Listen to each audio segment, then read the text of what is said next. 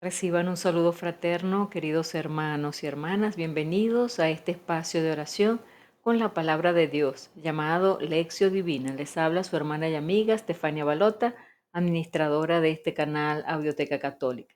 Y henos aquí un día más para practicar este caminar de oración a través de la palabra. Si es primera vez que me visitas aquí en el canal, debo decirte que abajo en la casilla de descripciones he dejado el enlace para que puedas entrar y hacer el curso completo de Lección Divina totalmente gratuito. Ahí encontrarás los fundamentos teóricos de esta práctica. Son 6 videos sencillos que puedes aprovechar para profundizar en el conocimiento de este camino de oración. Y bien, vamos a comenzar el día de hoy con esta meditación de la palabra. Antes te recuerdo que es importantísimo que me apoyes con un me gusta, un dedito arriba. No te cuesta nada y a nosotros nos vale de mucho para poder así llegar a muchas más personas. Entonces, comencemos sin más preámbulos. En el nombre del Padre, del Hijo y del Espíritu Santo. Amén. Espíritu Santo, ilumina nuestro entendimiento para que al leer o estudiar la Sagrada Escritura sintamos la presencia de Dios Padre que se manifiesta a través de tu palabra. Abre nuestro corazón para darnos cuenta del querer de Dios y la manera de hacerlo realidad en nuestras acciones de cada día. Instrúyenos en tus sendas para que teniendo en cuenta tu palabra seamos signos de tu presencia en el mundo. Amén. Bien, y entramos al primer paso de la lección divina que nos lleva a la lectura. Te invito a que abras tu Biblia en el Evangelio según San Marcos, el capítulo 12, versículos desde el 1 hasta el 12. Estamos estudiando, meditando este Evangelio de Marcos y hoy nos toca un nuevo episodio de este evangelio. Entonces, Biblia en mano, cuaderno y comencemos. Vas escuchando y siguiendo la lectura desde tu Biblia mientras leo en voz alta. En aquel tiempo Jesús comenzó a hablar en parábolas a los sumos sacerdotes, a los escribas y a los ancianos y les dijo: un hombre plantó una viña, la rodeó con una cerca, cavó un lagar, construyó una torre para el vigilante, se la alquiló a unos viñadores y se fue de viaje al extranjero. A su tiempo les envió a los viñadores un criado para recoger su parte del fruto de la viña. Ellos se apoderaron de él, lo golpearon y lo devolvieron sin nada. Les envió otro criado, pero ellos lo descalabraron y lo insultaron. Volvió a enviarles otro y lo mataron. Les envió otros muchos y los golpearon o los mataron. Ya solo le quedaba por enviar a uno, su hijo querido.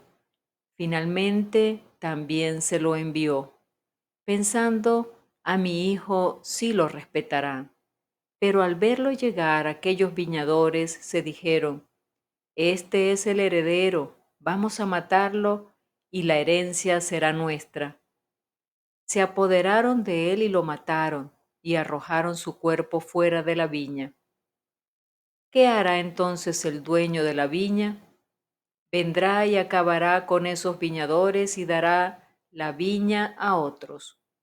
¿Acaso no han leído en las Escrituras: la piedra que desecharon los constructores es ahora la piedra angular? Esto es obra de la mano del Señor, es un milagro patente. Entonces los sumos sacerdotes, los escribas y los ancianos quisieron apoderarse de Jesús, porque se dieron cuenta de que por ellos había dicho aquella parábola, pero le tuvieron miedo a la multitud, dejaron a Jesús y se fueron de ahí. Bien, y siguiendo en este primer paso de la lección, nos encontramos con la pregunta: ¿qué dice el texto? Y es momento de releer el texto, subrayarlo, ver el contexto en donde se desenvuelven los acontecimientos que acabamos de leer, cuáles son los personajes, etcétera.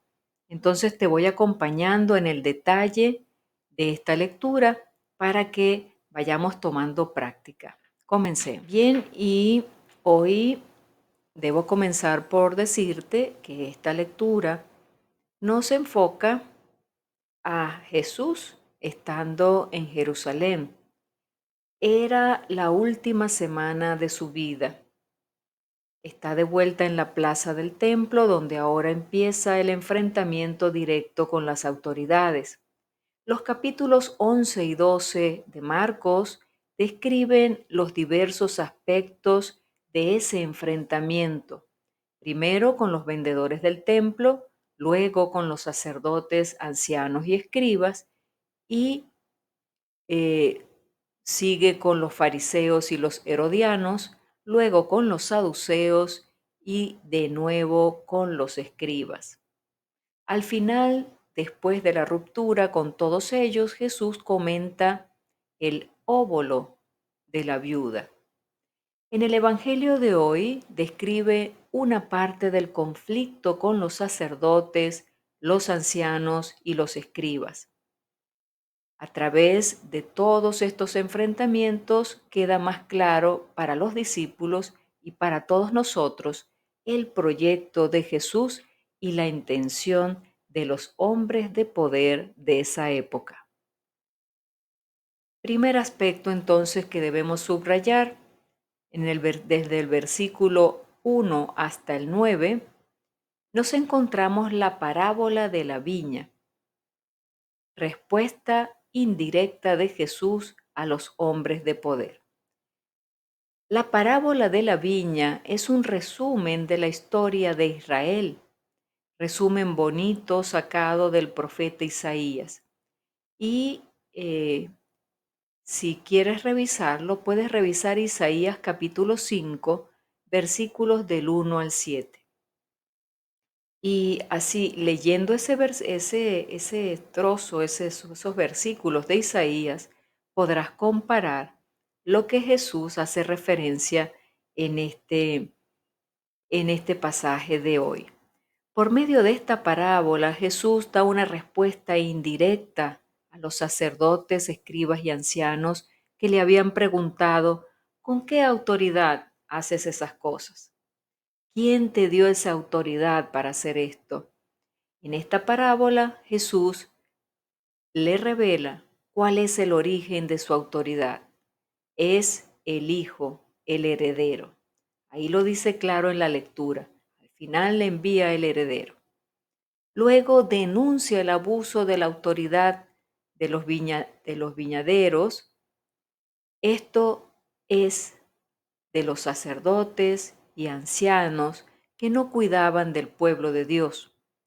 Luego defiende la autoridad de los profetas enviados por Dios y masacrados por los viñaderos. Desenmascara a las autoridades por haber manipulado la religión y por matar al Hijo, porque no quieren perder la fuente de ingresos que consiguieron acumular para sí a lo largo de los siglos. Aparentemente, todo era por conservar el poder y los ingresos económicos. Sigamos en los versículos 10 hasta el 12 y encontramos la decisión de los hombres de poder confirma la denuncia hecha por Jesús. Los sacerdotes, escribas y ancianos entendieron muy bien el significado de la parábola, pero no se convirtieron, se hicieron los oídos sordos. Todo lo contrario, mantuvieron su proyecto de tomar preso a Jesús. Rechazaron la piedra fundamental, pero no tuvieron el valor de hacerlo abiertamente porque tenían miedo a la gente. Así los discípulos deben saber lo que les espera si siguen a Jesús. Ese era el ejemplo fiel del final que tendrían los seguidores de Jesús. Luego, otro detalle importante de la lectura es este. Jesús señala los hombres de poder en su tiempo. Decíamos que en los capítulos 11 y 12 de Marcos aparecen algunos de los hombres de poder en el tiempo de Jesús. En el Evangelio de hoy encontramos los sacerdotes, los ancianos y los escribas. Mañana encontraremos a los fariseos y los herodianos. Y en el de pasado mañana encontraremos los saduceos. Entonces vamos por parte, pero te voy a ir explicando cada uno qué significaba para la época. Por ejemplo, los sacerdotes. ¿Quiénes eran los sacerdotes? Los sacerdotes eran los encargados del culto en el templo, donde se recogían los diezmos. El sumo sacerdote ocupaba un lugar central en la vida de la gente, sobre todo después del exilio. Era escogido de entre las familias que detenían más poder y riqueza. Luego tenemos a los ancianos o jefes del pueblo, que eran los líderes locales en las aldeas y ciudades. Su origen venía de los jefes de las antiguas tribus. Luego encontramos los ancianos, los escribas o doctores de la ley, que eran los encargados de enseñar, y dedicaban su vida al estudio de la ley de Dios y enseñaban a la gente cómo observar en todo la ley de Dios. No todos los escribas eran de la misma línea. Unos estaban ligados a los fariseos, otros a los saduceos. ¿Quiénes eran los fariseos? La palabra fariseo significa separado.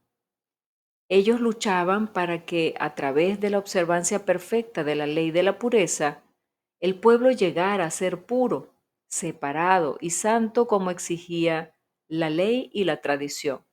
Por el testimonio ejemplar de su vida, dentro de las normas de la época tenían mucha lideranza en las aldeas de Galilea.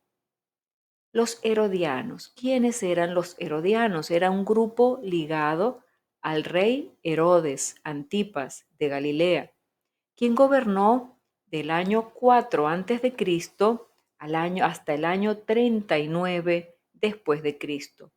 Los herodianos formaban una élite que no esperaba el reino de Dios para el futuro, sino que lo consideraban ya presente en el reino de Herodes. Los saduceos eran una élite laica, aristocrática, de ricos comerciantes y latifundistas, eran conservadores, no aceptaban las mudanzas defendidas por los fariseos, como por ejemplo la fe en la resurrección y en la existencia de los ángeles. Luego al final tenemos eh, el Sinedria. ¿Qué era el Sinedria? Era el supremo tribunal de los judíos, con 71 miembros entre sumos sacerdotes, ancianos, saduceos, fariseos y escribas.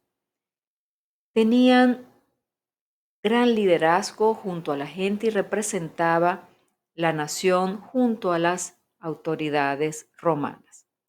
Todo esto son datos importantes para que vayamos comprendiendo la lectura y ubicándola y trayéndola a nuestra actualidad para ver qué semejanza tiene con nuestro actual vivir.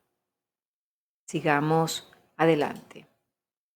Bien, y llegamos ahora al segundo paso de la lección divina que nos lleva a la meditación. Entonces, ¿qué debemos hacer para entrar a esta meditación? Preguntarnos qué me dice el texto que acabo de leer. ¿Cómo traigo aquellas cosas que sucedieron en aquella época? Las traigo a mi época actual? ¿Qué semejanzas tiene con lo que está sucediendo en mi entorno, en mi vida, en mi comunidad el día de hoy? Te voy a compartir algunos aspectos que he meditado para mí, para ayudarte a tu meditación personal. Comencemos entonces.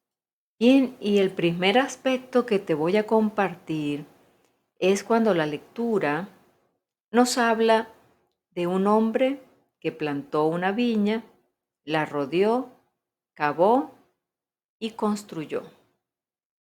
Entonces, en el Antiguo Testamento, ¿qué era la viña? La viña era la imagen entrañable que representaba al pueblo de Dios, pero también la podemos aplicar a los bienes que Dios nos da, como por ejemplo la familia, nuestra propia vida. Entonces, Dios es el dueño de esa viña, es decir, es dueño de todo, de nuestra familia, de nuestra vida, de todos nuestros bienes, de todo lo que tenemos. Dios es el dueño de la viña. Él la planta con amor, la rodea para protegerla y le pone todos los implementos necesarios para que esa viña produzca un vino sabroso y dulce. A ti y a mí, Dios nos ha dado todo y nos ha rodeado de mucho amor. Preguntémonos, ¿nos sentimos privilegiados de ese amor de Dios? De todo aquello que hemos recibido por el gran amor de Dios y la gran misericordia. Le agradecemos por su confianza de poner en nosotros es eso que nos ha entregado, esa viña que nos ha puesto en nuestra vida. Somos agradecidos, agradecemos esa confianza de Dios porque esa viña es de Él.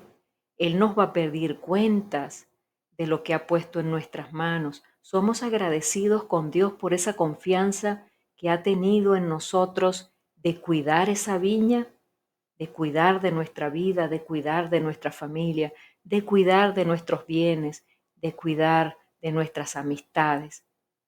Somos agradecidos con Dios. Segundo aspecto, les envió un criado para recoger su parte. Leí una vez esta frase: cuanto más conozco a la gente, más entiendo por qué Noé solo permitió animales en el arca. El propietario de la viña, es decir, de nuestra vida, quiere recibir su parte de los frutos. No es indiferente que produzcamos frutos o no. Él quiere que produzcamos frutos. Dios nos reclama frutos a través de una llamada de atención de nuestros padres, de nuestros esposos, de nuestros formadores, de nuestros catequistas, eh, del sacerdote de la iglesia, del que está encargado de predicar. A través de un reclamo nos toca nuestra conciencia y muchas veces lo hace a través de los sermones que escuchamos en las misas, a través de una lectura donde nos dimos cuenta de que no vamos por buen camino. Entonces, preguntémonos, ¿voy a rechazar esos mensajes y a esos mensajeros de Dios? Porque sencillamente me están colocando el dedo en la llaga.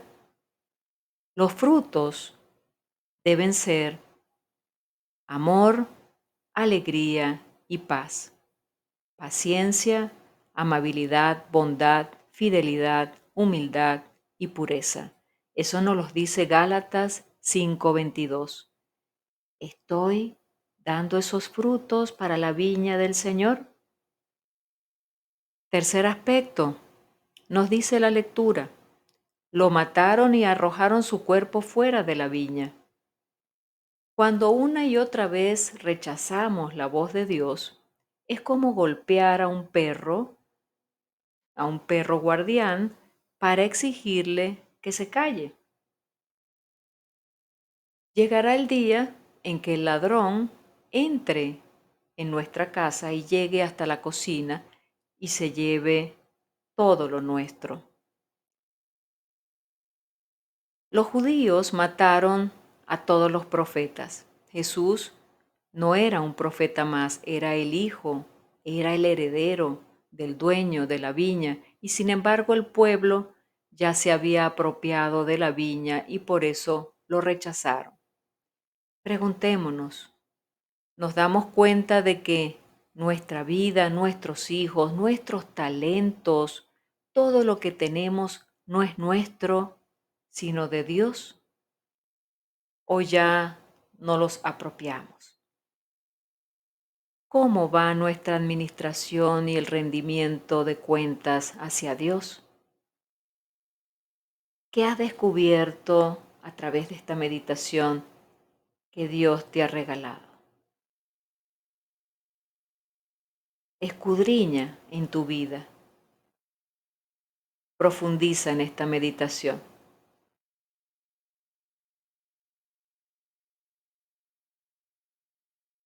Bien, y llegamos al tercer paso de la lección divina que nos lleva a la oración.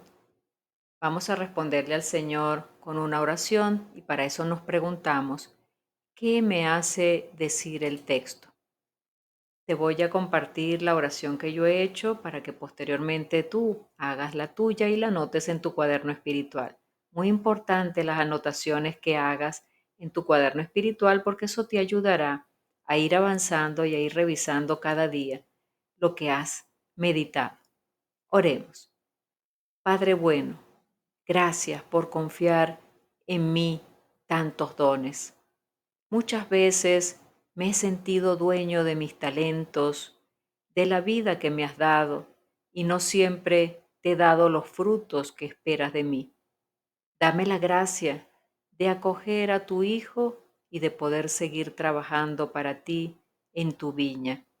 Te lo pido en el nombre de Cristo Jesús. Amén. Bien, y llegamos al cuarto paso de la lección divina, que nos lleva a hacer el compromiso, el propósito. Llevamos a la acción, a la práctica, lo que hemos meditado y lo que hemos sentido en nuestro corazón que Jesús nos está diciendo. Por eso en este momento es bueno hacernos esta pregunta: ¿a qué me invita Jesús con este evangelio de hoy? Particularmente te debo compartir de que a mí me ha invitado a que esté atenta a las llamadas de atención que Dios me hace a través de sus mensajeros. Y cuando hablo de sus mensajeros, he descubierto hoy en esta meditación de que un mensajero de Dios puede ser la persona que esté más próxima a mí, aquella persona que me diga las cosas que no me gustan precisamente. Esa puede ser una persona que es mensajera de Dios, aquella que me dice la verdad en mi cara, aquella que me corrige, que me indica lo que estoy haciendo mal.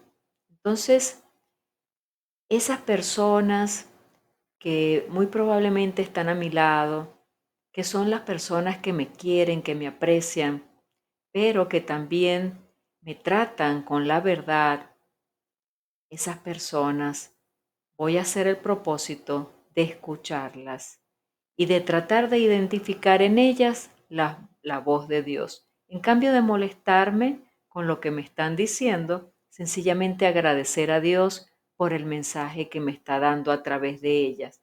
Entonces, así podré dar los frutos que Dios está pidiendo de mí. En definitiva, Mi vida es la viña del Señor. ¿Cuál es tu propósito de hoy? Escríbelo en tu cuaderno espiritual y deja en los comentarios algo que nos pueda eh, llevar a todos a entender qué te ha movido en esta meditación de hoy. Bien, y hemos llegado al final de esta lección divina por el día de hoy. Gracias por haberte quedado conmigo hasta aquí, hasta este momento. Recuerda compartir el video en tus redes sociales con tus familiares, amigos, conocidos, para que así, si ellos están buscando acercarse a la palabra, puedan tener la oportunidad de hacerlo a través de estos videos. Recuérdate apoyarme con un me gusta para que así la plataforma YouTube siga promoviéndonos a muchas más personas. Suscríbete al canal y activa la campanita de notificaciones. Y no olvides comentar. Es importantísimo el comentario que tú puedas dejar allá abajo eh, y pues nos ayudará a todos también a estar en interacción, ¿verdad? Sobre todo, hoy podíamos dejar este mensaje: mi vida es la viña del Señor. Por eso mi vida es tuya, Señor. Haz de mí tu obra. Saca de mí los frutos que tú deseas de mí. Amén. Que así sea en tu vida también. Dios te bendiga. Nos encontramos mañana, si así Dios lo permite.